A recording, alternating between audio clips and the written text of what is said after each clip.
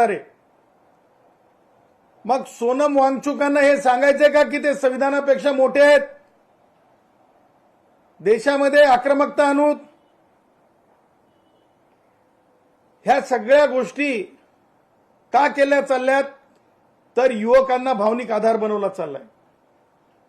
मला दुसरा मुद्दा म्हणजे तुम्हाला मरेपर्यंत उपोषण करता येत नाही, मरेपर्यंत उपोषण करता येत नाही हे सत्य असताना का तुम्ही संविधान विरोधी ढोलकी वाजवत आहात, संविधान विरोधी हलकी वाजवत आहात, संविधान विरोधी हलकी वाजवत आहात.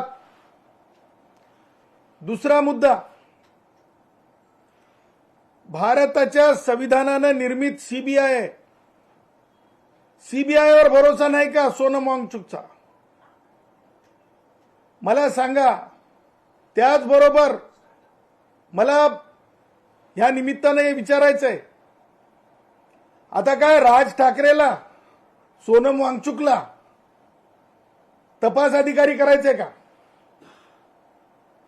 सोनम वांगचुक आणि राज ठाकरेला वैद्यकीय पूर्व परीक्षेचं मला म्हणजे आमच्या ढोबळ भाषेत म्हणायचंय तर काय ढेकळं कळतात का? कोणत्याही भावनांवर स्वार व्हायचं? लोकशाही मराठी ऐका, पहा, जागरूक रहा.